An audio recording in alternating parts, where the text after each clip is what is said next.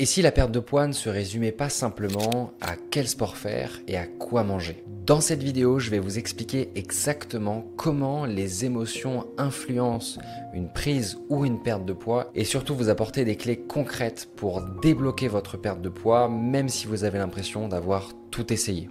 Les régimes, allez voir un diététicien, une diététicienne, allez voir des nutritionnistes, peut-être même que vous avez fait de l'hypnose.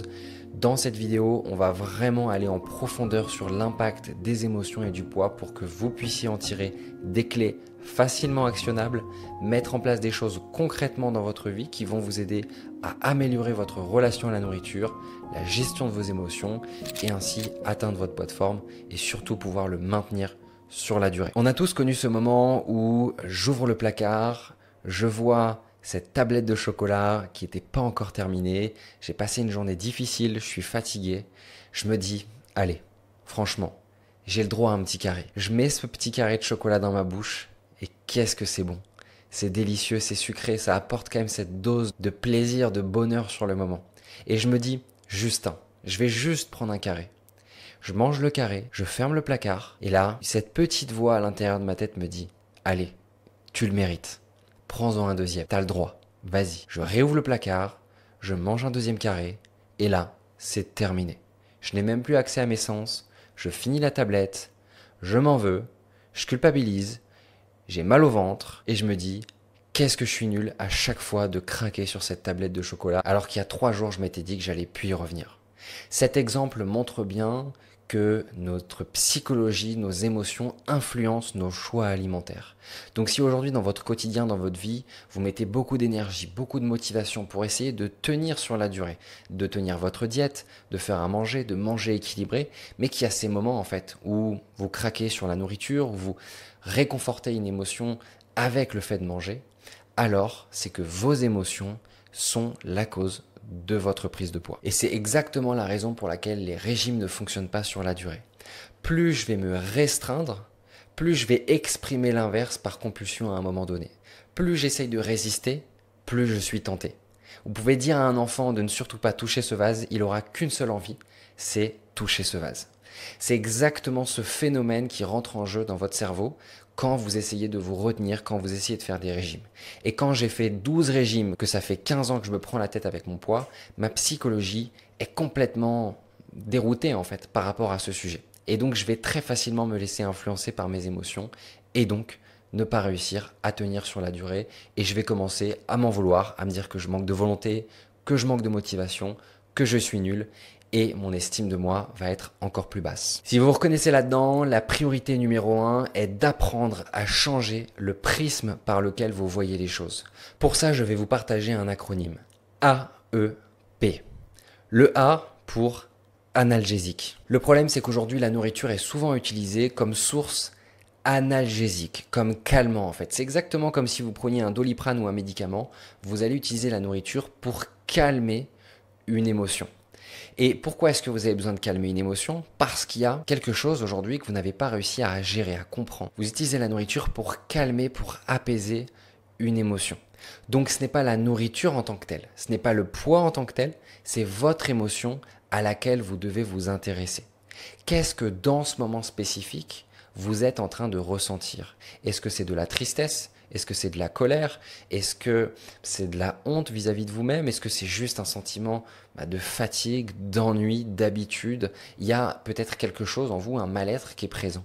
Mais si vous ne mettez pas le doigt sur ce mal-être, que vous n'êtes pas capable de formuler votre émotion, de la ressentir et de comprendre le message qu'il y a derrière, alors c'est normal d'avoir besoin d'utiliser la nourriture comme analgésique et comme calmant. Il y a juste à ouvrir le placard, il y a juste à aller à la boulangerie d'à côté. C'est tellement facile, accessible que c'est normal d'utiliser la nourriture. Ce n'est pas quelque chose de négatif, c'est juste qu'il faut comprendre ce qu'il y a en dessous pour apprendre à le modifier et à le gérer. La deuxième lettre de mon acronyme, c'est le E. Le E pour évasion. Vous utilisez la nourriture pour vous évader. Vous n'êtes pas bien dans votre vie, il y a quelque chose aujourd'hui qui ne va pas. Vous vous dites peut-être que tout devrait bien aller, vous avez peut-être une famille, vous avez peut-être des enfants, vous avez peut-être un travail, mais au fond de vous, il y a quelque chose qui ne va pas. Vous n'avez pas appris à vous connaître, vous n'avez pas appris à vous comprendre, vous n'avez pas une estime de vous qui est bonne et donc vous avez besoin de la nourriture tout simplement pour vous évader. C'est comme si vous étiez dans votre bulle en fait. C'est cette petite bulle que vous créez entre vous et la nourriture. Peut-être que le soir, quand vous vous retrouvez seul, vous avez ce petit moment où vous mangez un carré de chocolat, où vous mangez quelque chose pour vous réconforter et donc vous utilisez la nourriture pour vous évader. Sauf que ce qui est important de comprendre encore une fois, c'est pourquoi est-ce que vous avez ce besoin de vous évader? Qu'est-ce qui ne va pas? Quel est le sentiment, quel est le mal-être qu'il y a derrière?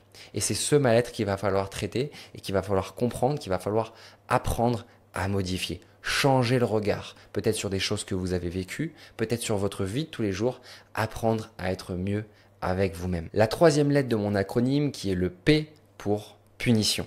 Alors ça peut paraître extrêmement contre-intuitif, mais si vous mangez aujourd'hui alors que vous n'avez pas envie de le faire, si vous êtes en surpoids et que vous continuez à donner des mauvaises choses à votre corps, alors vous êtes en train de vous punir. Vous savez que c'est mauvais pour vous, mais vous avez quand même envie de le faire, c'est plus fort que vous. Cette punition, pourquoi est-ce qu'elle est là? C'est pareil, il faut comprendre, il faut creuser et il faut regarder la réalité en face. Et c'est parfois difficile, parce que quand on se punit avec la nourriture, on est dans ce cercle vicieux où je donne des mauvaises choses à mon corps, je prends du poids, mon estime de moi est encore plus basse, et si j'ai une estime de moi qui est basse, ben qu'est-ce qui va se passer? C'est simple, je m'aime pas. Et si je m'aime pas, qu'est-ce que je vais faire? Eh ben je vais m'auto-saboter. Et je vais continuer à me punir encore et encore. Donc plus je mange pour compenser quelque chose, plus je renforce ce sentiment d'auto-punition, d'auto-sabotage, et donc je renforce en fait les comportements alimentaires. Encore une fois, plus je résiste, plus le comportement va résister. Donc la priorité numéro 1, c'est de comprendre pourquoi est-ce que vous vous punissez aujourd'hui. Qu'est-ce qui fait que vous ne vous aimez pas? Qu'est-ce qui fait qu'il y a ce mal-être, ce mauvais regard en fait que vous avez envers vous-même? Et parfois, ça remonte à des gros traumatismes, parfois ça remonte à des choses que vous avez vécues, des choses qu'on vous a dites, et parfois pas forcément. Il n'y a pas besoin d'avoir vécu un énorme traumatisme pour avoir un mal-être vis-à-vis de soi-même. C'est simplement une estime de soi qui a commencé à être basse peut-être à un moment de votre vie, quand vous étiez jeune, quand vous étiez ado, suite à une séparation, suite à ce que votre maman vous a dit, ça peut être plein de choses. Et cette petite graine qui a poussé en vous, vous a poussé aujourd'hui à faire plein de choses dans votre vie. Peut-être à être là pour les autres, peut-être vous acharner dans le sport à un moment de votre vie, peut-être à construire une carrière. Sauf que tout ça, vous l'avez fait, mais pourquoi vous l'avez fait en fait? Au fond de vous, vous l'avez peut-être fait pour prouver quelque chose parce que il y a ce mal-être, il y a ce sentiment négatif envers vous-même et il y a une mauvaise estime de vous. Et la clé est de comprendre que vous devez changer vos perspectives, changer vos perceptions, changer le regard que vous avez de vous-même si vous souhaitez améliorer votre relation à la nourriture et donc perdre du poids. Mais ce qu'il faut bien comprendre, c'est que la perte de poids sera simplement la conséquence d'un mieux-être à l'intérieur. Il y a également une autre clé que j'aimerais vous partager aujourd'hui dans cette vidéo. Il s'agit d'apprendre à gérer son stress. Le stress, c'est un mot qu'on emploie à toutes les sauces. Je suis stressé, je suis stressé, je suis stressé. On l'entend tous les jours. Mais c'est quoi le stress finalement, hein? Est-ce que c'est une émotion? Est-ce que c'est un sentiment d'anxiété? Est-ce que c'est une peur? Est-ce que c'est juste un trop-plein? Comment est-ce que vous définissez le stress dans votre vie à vous? C'est ça qui m'intéresse. Et une fois que vous avez identifié ce que vous appelez être un stress, apprenez également à le gérer. Apprenez à pratiquer l'auto-soin, à pratiquer des actions dans votre vie de tous les jours qui vous permettent de mieux gérer votre stress. Pour ça, on a plein d'outils à vous partager dans les autres vidéos de la chaîne. Je vous inviterai à aller parcourir les autres vidéos. Vous pouvez également prendre un rendez-vous avec un coach de l'équipe pour voir concrètement comment est-ce qu'on pourrait vous aider dans votre situation. Mais c'est primordial d'apprendre à trouver ce mieux-être dans votre corps et dans votre vie pour pouvoir y arriver. La troisième clé que j'aimerais vous partager, c'est simple, vous l'avez déjà entendu, mais vous devez modifier vos habitudes. Vous ne pouvez pas vous attendre à avoir les mêmes résultats en continuant à pratiquer les mêmes actions. Ce n'est pas possible. Donc si aujourd'hui vous avez des habitudes stressantes, si dès que vous vous levez le matin, vous êtes déjà dans le rush avec vos enfants, vous êtes déjà parti, que vous êtes déjà dans la tête dans le café et que vous êtes dans la tartine de pain, confiture et que vous démarrez votre journée comme ça, déjà stressé, bah non en fait, ça va pas le faire. Pareil, si vous avez un sommeil de très mauvaise qualité, que vous prenez pas soin de vous, que vous faites pas en sorte d'avoir suffisamment de sommeil, de limiter les écrans le soir, tout ce qu'on vous a déjà dit, alors ça ne fonctionnera pas.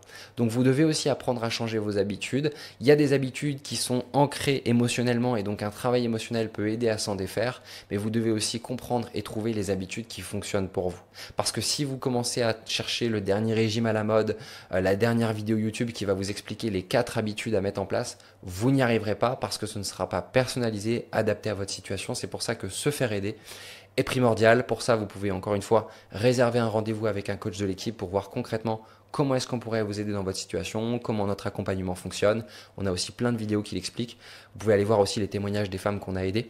Mais la priorité en tout cas est d'apprendre à changer vos habitudes. Je résume un petit peu ce qu'on a vu dans cette vidéo. L'acronyme AEP, apprendre à arrêter de vous punir avec la nourriture, apprendre à ne plus utiliser la nourriture comme un anesthésiant. Vous devez absolument changer vos habitudes. J'espère que cette vidéo vous aura aidé et je vous dis à très vite pour la prochaine.